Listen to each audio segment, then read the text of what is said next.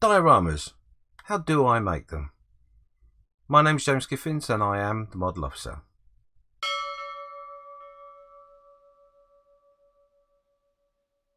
So welcome back to the channel, and this is going to be the start of a new series of how I do things. New to the channel and new to myself, so please bear with me. This is all going to be about dioramas.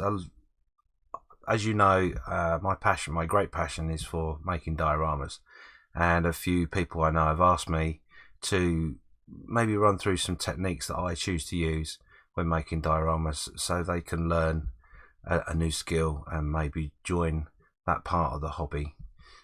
So what I've chosen to do is we're gonna, instead of me try and break it down into certain things, what I thought the best way to do it would be to walk you through a build that I'm going to make. I haven't started it as yet, and I'm literally going to show you from the beginning right through to the end.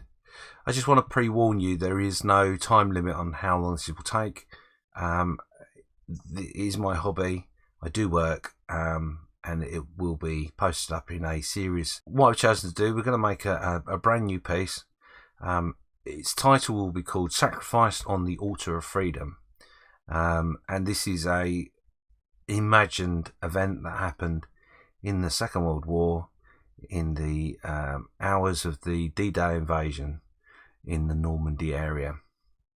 Like I say, it's totally fictional, but it's just something in which I have imagined and I wanted to try and build. So a lot of things in it that I've not done before, so we'll be learning together as we go along.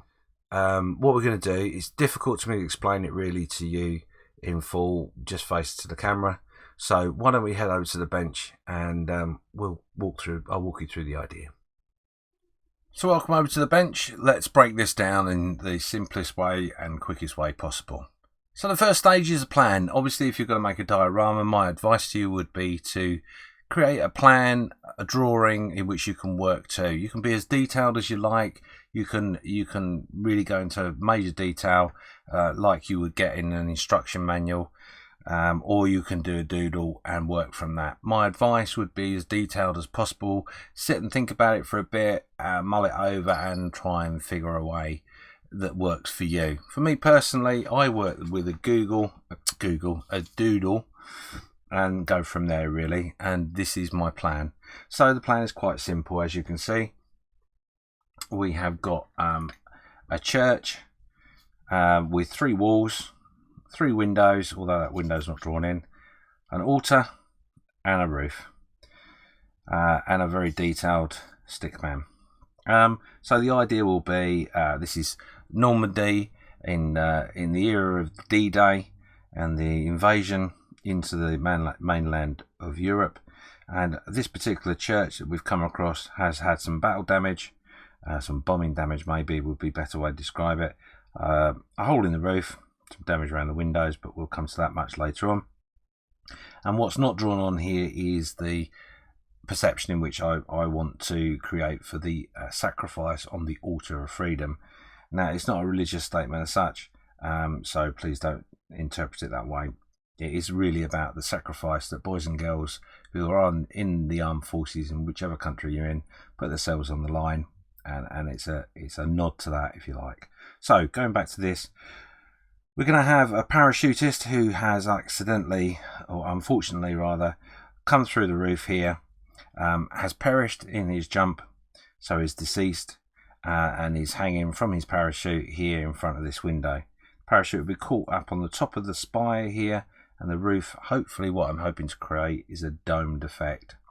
Now what you can see in the picture just here as a reference, this is a reference picture I found on the internet and has given me some inspiration towards this diorama. Now I'm not going to copy that 100%, but I have picked out a few ideas from it, and it, like I say, the whole idea is from fiction. So that's the first part, is the plan. So the second part of any diorama is choosing the materials in which you're going to use. So for this particular diorama, I'm going with a product in which I've used before, which I would highly recommend, which is a product called Balsa-Foam. This particular piece here cost me €6.50. Obviously it's around about the same price in the UK. Relatively expensive product in that you can use polystyrene sheets and that sort of thing that you can buy for a fraction of the price, but in my personal opinion, the effect that this product gives is far superior, so it's worth spending a little extra on. And I will have scrolling across the bottom of the screen here a couple of people in which I would recommend to go to. One of those would be Peter from Man's Models.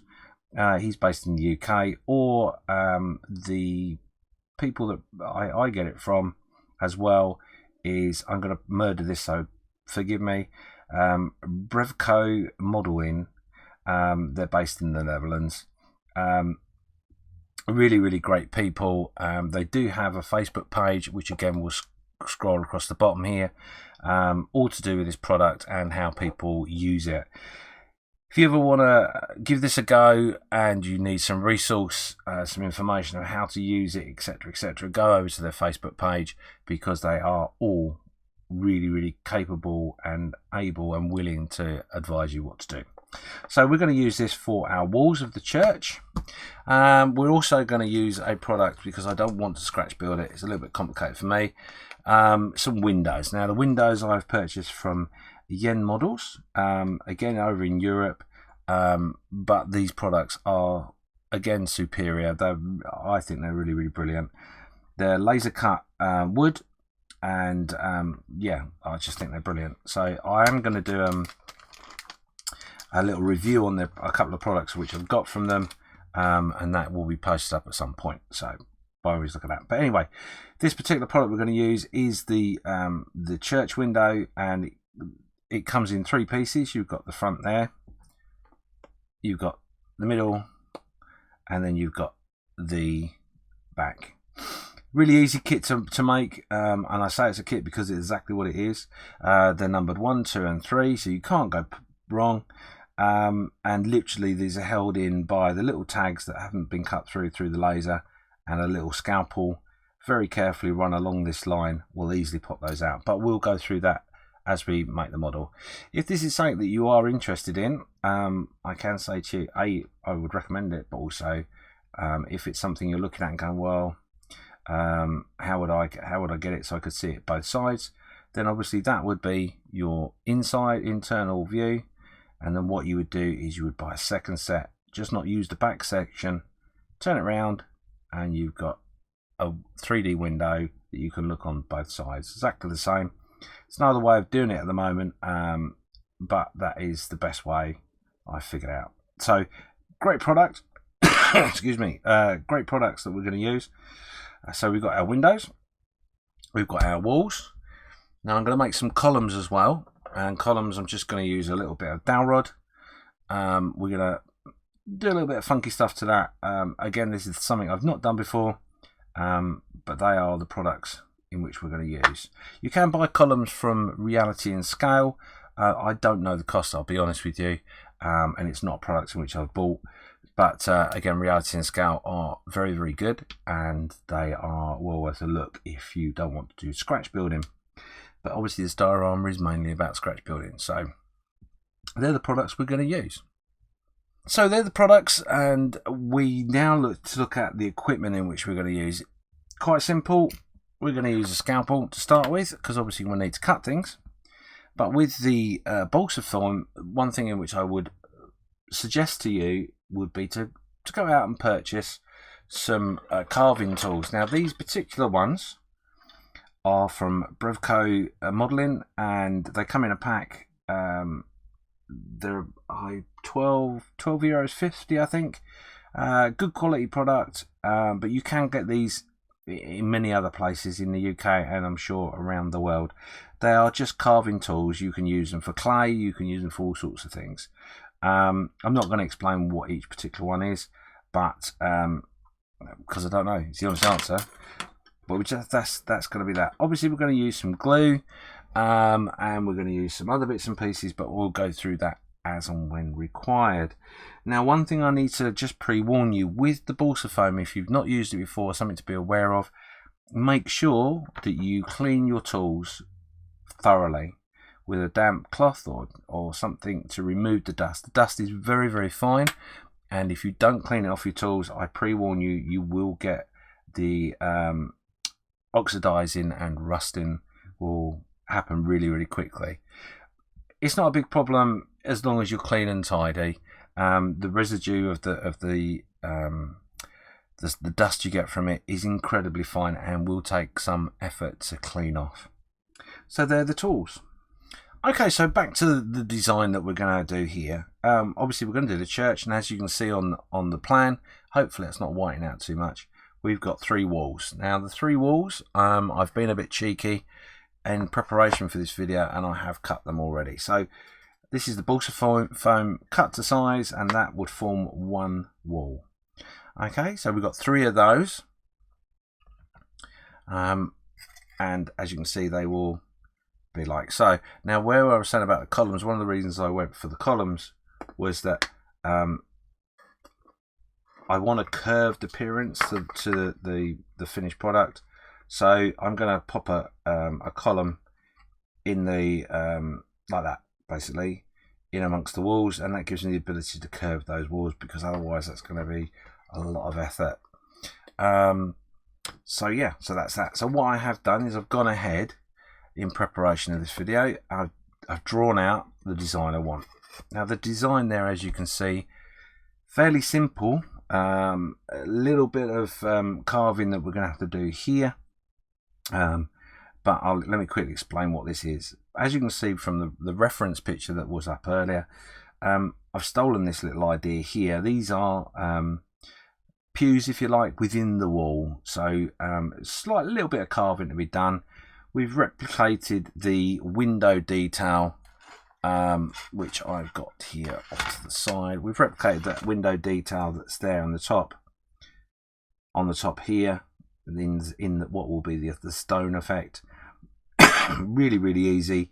By using the first, so the back part of the window, we've literally just put that on there, and we've drawn around it, and that gives us that relief. Nice and easy, and it just makes it a little bit better.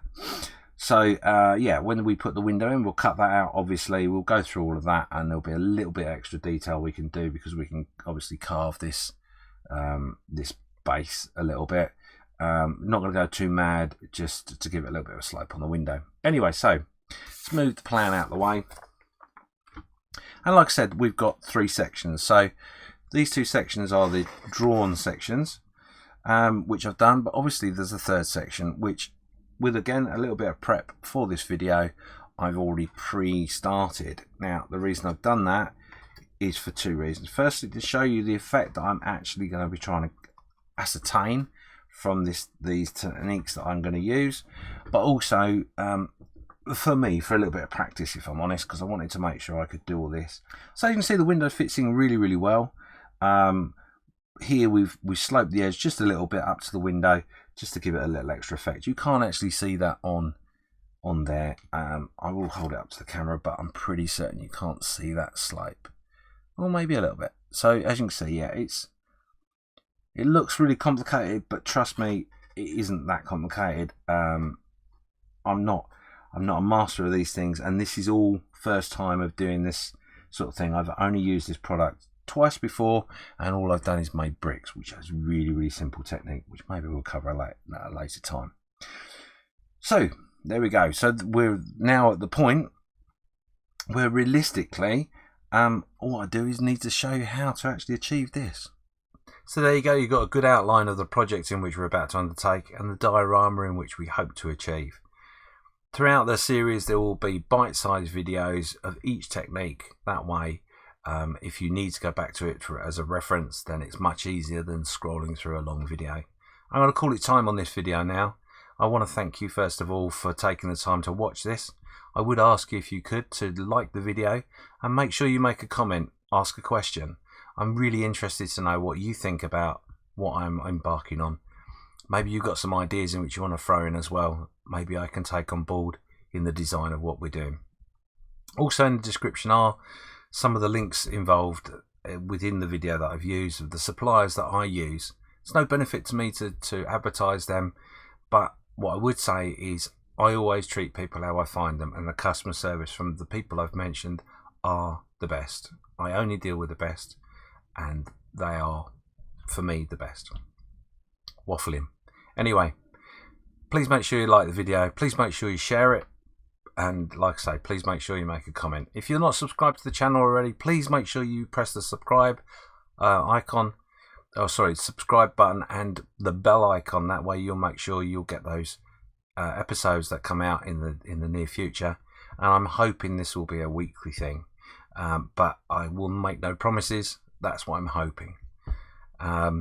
We'll see. I'm sure it'll be fine. But anyway, enough waffling from me. Have a great day or evening wherever you are in the world. Take care and make sure you build a model. All the best.